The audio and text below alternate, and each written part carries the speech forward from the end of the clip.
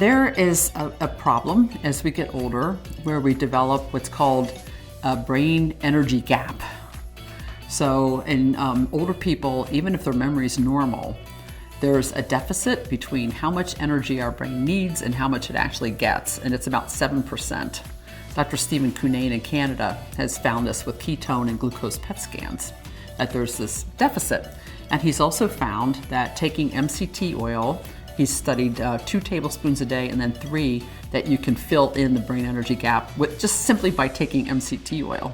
There are many benefits to using MCT 143. First of all, it has MCTs, medium chain triglycerides, in it.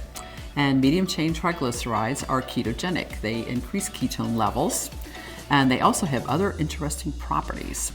For example, C10 is an MCT. C10 stimulates mitochondria in cells to multiply. So these are the little factories in the cell that produce ATP, which is the energy that drives all the functions of our cells.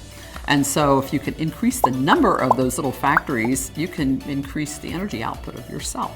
C8 is the other, a little bit more prominent MCT in MCT oil, and it's considered to be the most ketogenic. That seems to be its main property.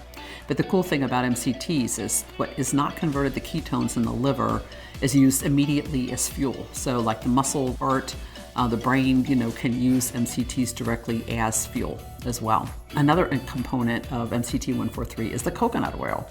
And the reason I kept that in is it has not only MCTs, but it has other fats. Lauric acid is half of coconut oil.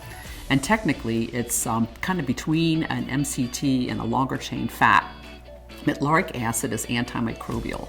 It kills all kinds of bacteria, viruses, fungus, and protozoa. And for example, it kills skin acne. It kills the bacteria that causes dental cavities. It can help control infections that might actually be occurring in the brain. One of the reasons I wanted to keep coconut oil in is because of this lauric acid. Well, another interesting thing about lauric acid is that it stimulates ketone production directly in astrocytes, which are brain cells that nourish other brain cells. And then the other ingredient, the third ingredient, is phosphatidylcholine.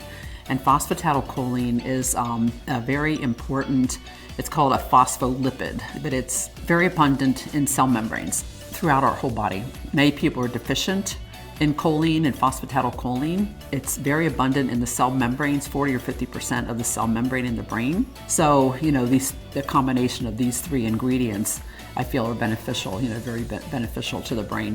Isn't that interesting?